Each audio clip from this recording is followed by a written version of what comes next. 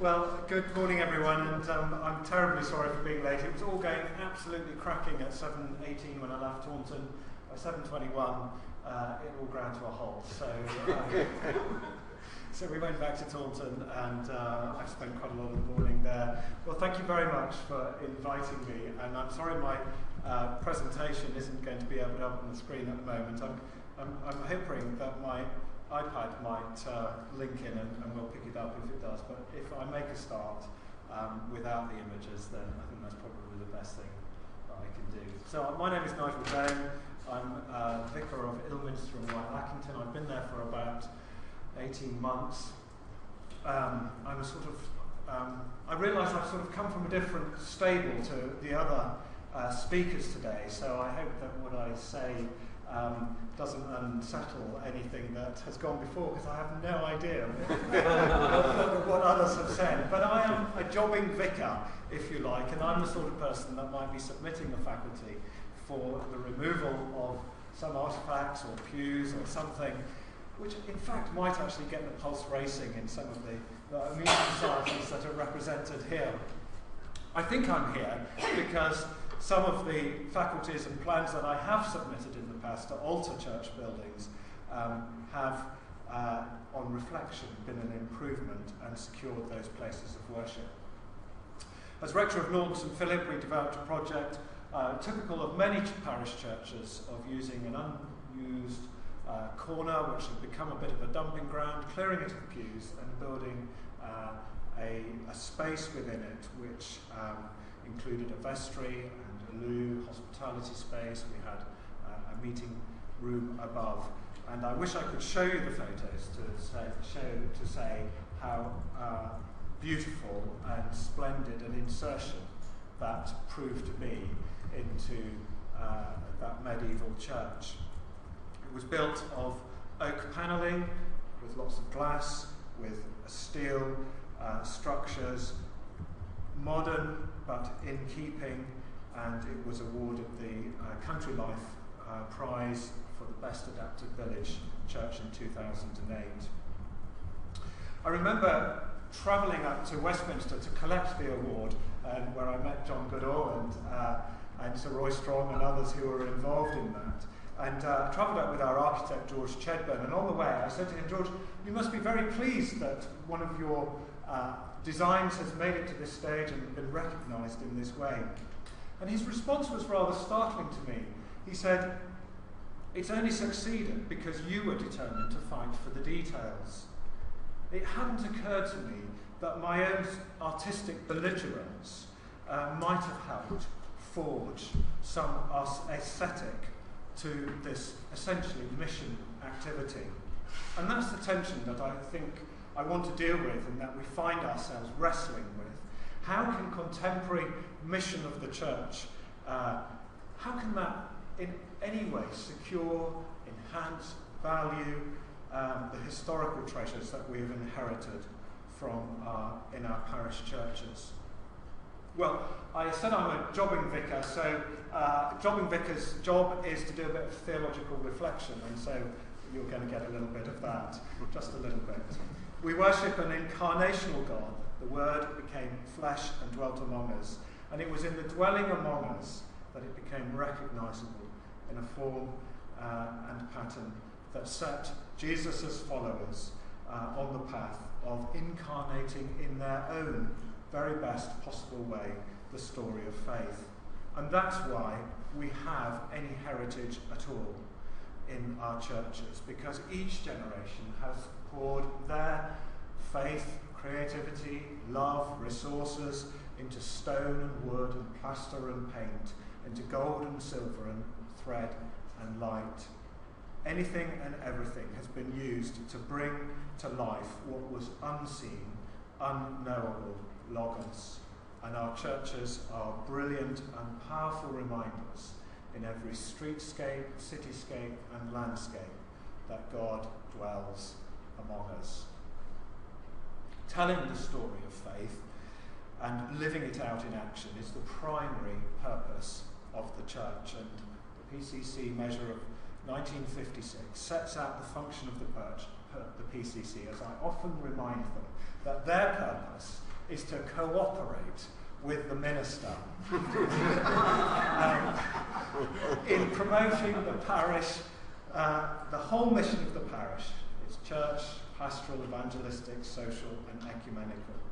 And to a greater or lesser extent, clergy and PCCs have some vision of how that primary role is to pan out in their particular context, and that they might build the kingdom of God and communicate it by all means.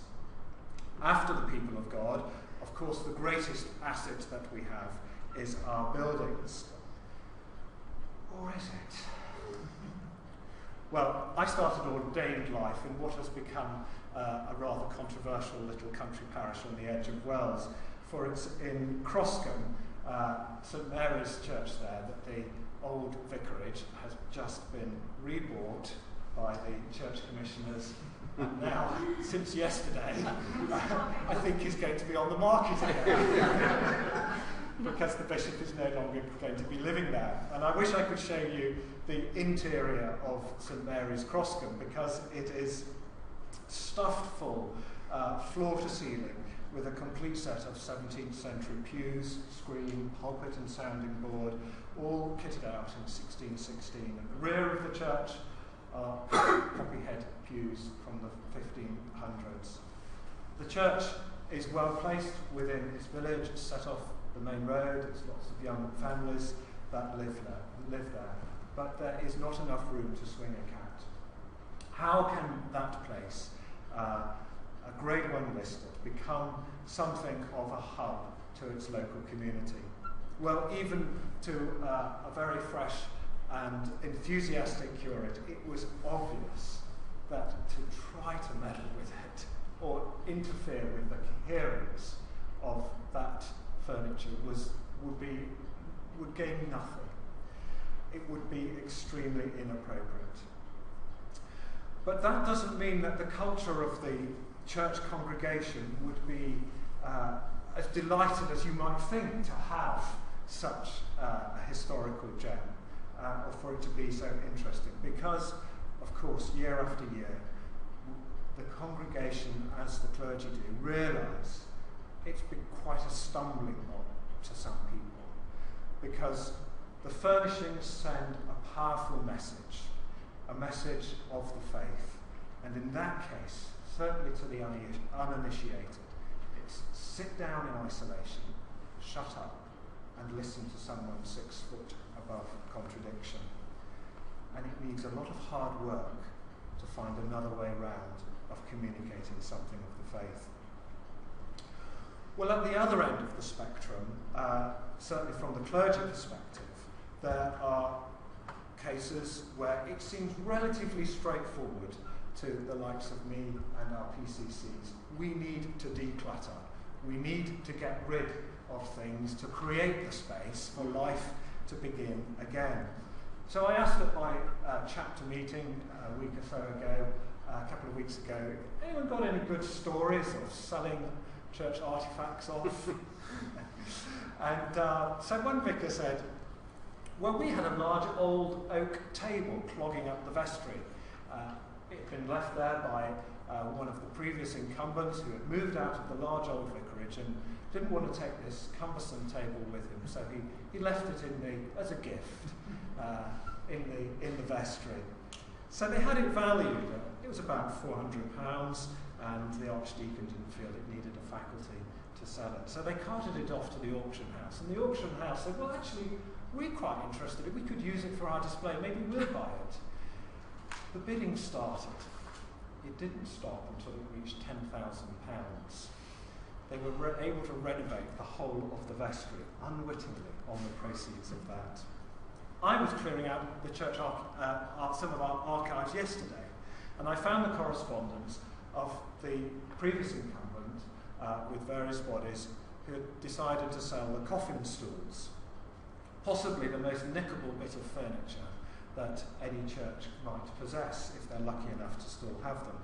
Funeral directors don't like to use them for health and safety reasons. They bring their own, and so the church is left with a redundant bit of furniture, too valuable to leave out, and they inevitably are placed in the vestry until people have had enough of tripping over them. And so for £2,500 or something like that, it's too tempting not to let them go. Not so much for the money, but to be free of the worry. I've been in congregations where coffin stools have been the deal breaker as to whether a church could be left open or not. And you can't keep churches open if you don't open the churches. Some may feel that it is denuding our buildings of items that could actually tell a story. But if we treat churches as at the end of a one-way street, where only things are allowed to go in and nothing is allowed to come out, then we do gradually stifle the life, and the building loses its purpose. And a building without purpose is more vulnerable than anything else. Sir Roy Strong ends his delightful little book, A History of the English Country Church, with the call that the adoption of the parish church to be once again become a building for the community that is used for every kind of activity. And certainly to have a multi-million-pound building in every town and village and city parish, furnished in a way that ensures that it can only be used for 1 or 2 hours a week, is not only indulgent, it's morally and ethically wrong. But the broadening of the use of the churches increases the pressure on the space and heightens the potential for the conflict. The conflict between congregations who are paying for the upkeep of the church, clergy who feel a burden to lead and leave a sustainable, confident Christian community, and historical amenity societies who long for our national heritage to be treasured in the most appropriate place. It's a real pressure that clergy feel from every direction. One diocesan chancellor speaking at a clergy training day recently said, if you haven't applied for a faculty in the last 5 years, there's a good chance you are dying.